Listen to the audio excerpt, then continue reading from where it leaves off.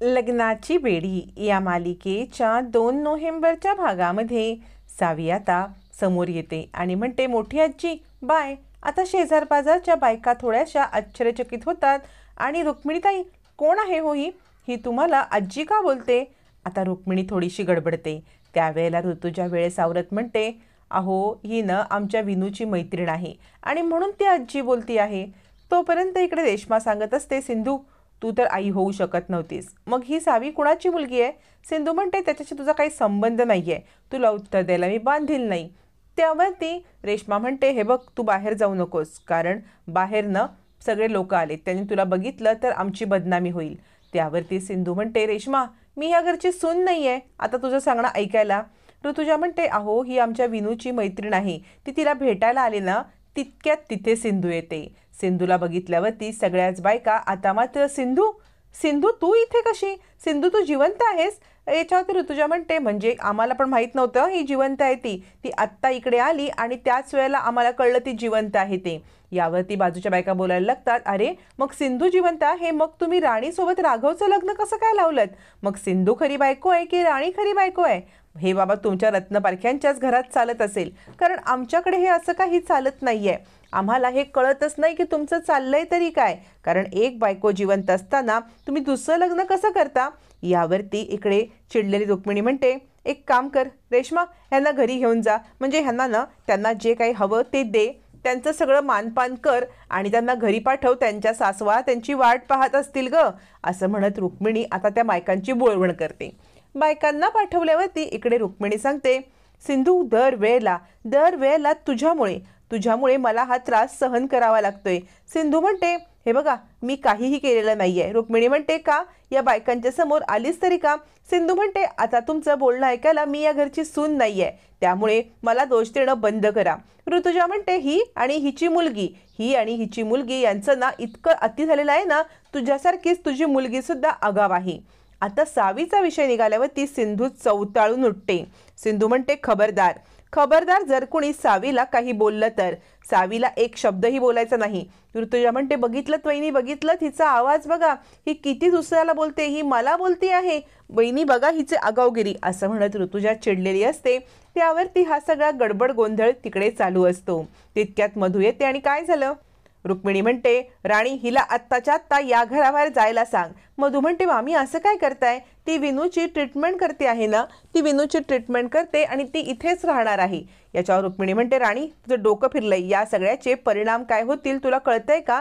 या सगळ्याचा परिणाम तुलाच भोगावा लागणार आहे. राणी तुला कळत नाहीये तू किती मोठी चूक करतेस ते.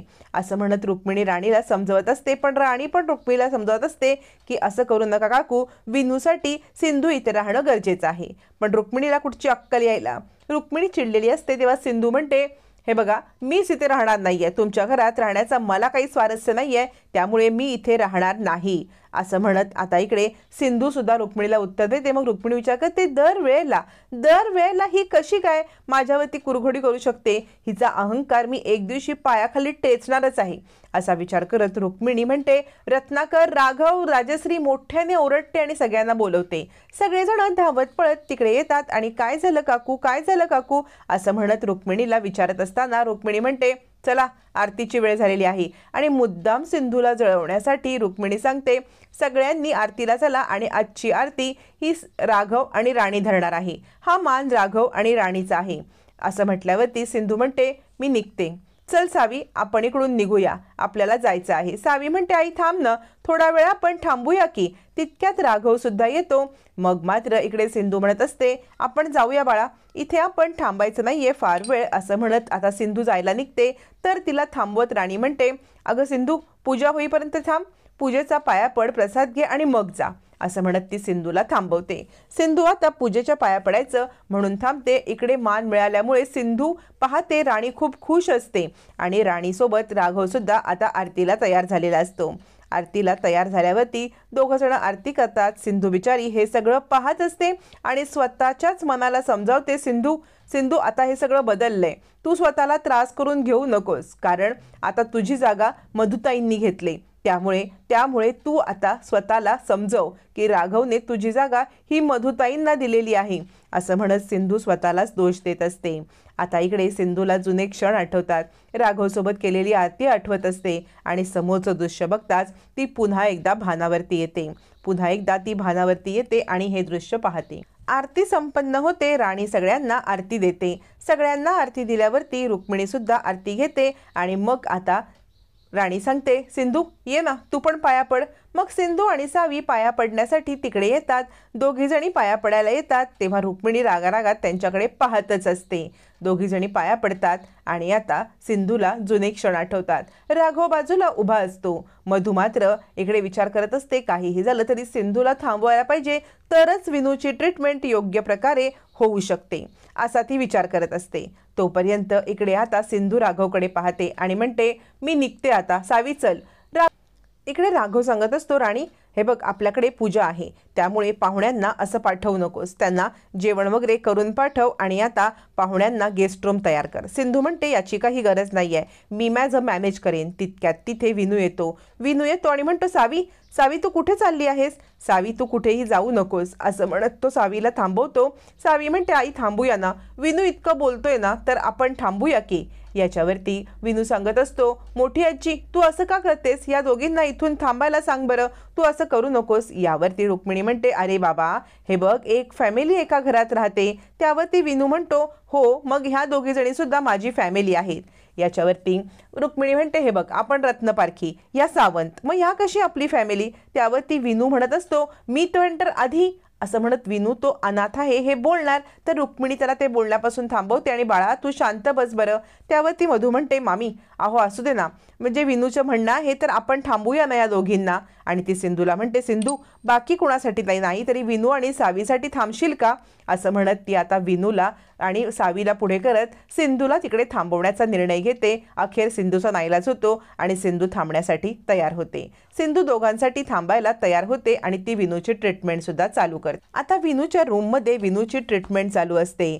सिंधू त्याची ट्रीटमेंट करत असते, पण त्याला खूप त्रास होत असतो, त्याला चालता येत नसतं. त्यामुळे त्याला सांगत असते सिंधू, हे बघ बाळा, तू सावकाश सावकाश पाऊल टाक. सावी सांगते, हे बघ विनू, आई आहे ना माझी, ती खूप चांगली डॉक्टर आहे, ती तुला लवकरात लवकर बरं करेल, तू पटकन बरा होशील विनू. असं म्हणत आता इकडे सावी सुद्धा विनूला तू बरा होशील असं सांगत असते. पण या सगळ्यामध्ये विनूला खूप दुखत असतं. मग मात्र रुक्मिणी इकडे येते आणि म्हणते, बस करा हे सगळं. रुक्मिणी घाबरते आणि म्हणते, राणी हिला आत्ता ही ट्रीटमेंट थांबवायला सांग. सिंधू म्हणते, एक मिनिट, माझ्या ट्रीटमेंटमध्ये कुणी येऊ नका, मी माझ्या परीने प्रयत्न करणार आहे.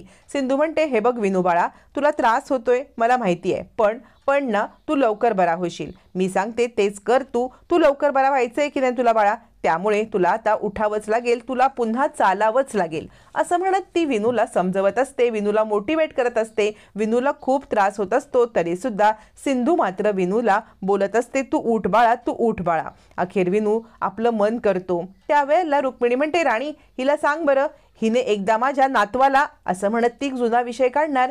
तर आता मधू म्हणते, मामी थांबा ना, आत्ता हा विषय नको ना. त्यावरती सिंधू सांगते, मिसेस रत्नपारखी, जर का इथे मला ट्रीटमेंटसाठी असा प्रॉब्लेमॅटिक होणार असेल तर विनूची ट्रीटमेंट होणं कठीण आहे. असं म्हणत ती रुक्मिणीला शांत राहायला सांगते. मग मधू सुद्धा रुक्मिणीला शांत करते आणि मामी विनूसाठी शांत बस, असं म्हणत असतानाच विनू अखेर उठून उभा राहतो. रुक्मिणी हे सगळं पाहतच बसते. आणि आता पुढे सिंधू सांगते, उद्यापासून जर माझ्या ट्रीटमेंटमध्ये कुणी काही अडचण आणली तर मात्र याद राखा. इकडे विनू हळूहळू उभा राहत असतो, त्याला बरं वाटत असतं. रुक्मिणी तिकडून निघून जाते. त्यावेळेला सिंधू सांगते, हे बघ विनू बाळा, तुला ना आता स्वतःच्या पायावरती स्वतः उभं राहायचं आहे आणि काहीही झालं तरी सुद्धा तू इथे आता हरायचं नाही. त्रास झाला तरी ते आपण पुढे जाण्यासाठी करतोय हे लक्षात ठेवायचं. असं म्हणत ती विनूला मोटिवेट करते. विनू म्हणतो, हो डॉक्टर काकू, मला कितीही त्रास झाला ना तरी सुद्धा मी तुम्ही सांगाल तेच करणार आणि मी ना बरा होणार. असं म्हणत विनू आता सिंधूने सांगितल्याप्रमाणे करतो. इकडे मधू सांगत असते, थँक्यू सिंधू, म्हणजे तू खरंच खूप मोठं काम केलंस, विनूची ट्रीटमेंट करतेस त्यामुळे आम्हाला खूप बरं वाटत आहे. तुझे किती उपकार आहेत आमच्यावरती तुला माहीत नाही आहे. सिंधू म्हणते, मिसेस रत्नपारखी, हे उपकार नाही आहेत, मी डॉक्टर म्हणून माझं कर्तव्य करते. इकडे आता सावीला जेवायला वाढलेलं असतं मधूने, तेव्हा रुक्मिणी येते आणि म्हणते, या आपल्या फॅमिली मेंबर नाहीत, यांना इथे जेवायला वाढायचं नाही. हे बघ, यांना इथे राहायचं असेल ना तर 30,000 रुपये भाडं द्यायला लागेल, असं म्हणत रुक्मिणी 30,000 रुपये मागते. मग मात्र सिंधू पैसे घेऊन राघवकडे जाते आणि म्हणते, आज माझी मुलगी तुमच्याकडे जेवली ना त्याचे हे पैसे. याच्यावरती राघव म्हणतो, हे काही लॉजिंग बोर्डिंग नाही आहे, हे घर आहे, घरामध्ये कसले पैसे. सिंधू म्हणते, पण हे माझं घर नाही आहे ना, त्यामुळे माझ्या मुलीच्या जेवणाचे पैसे ठेवून घ्या, असं म्हणत स्वाभिमानी सिंधूने आपला मान राखलेला असतो.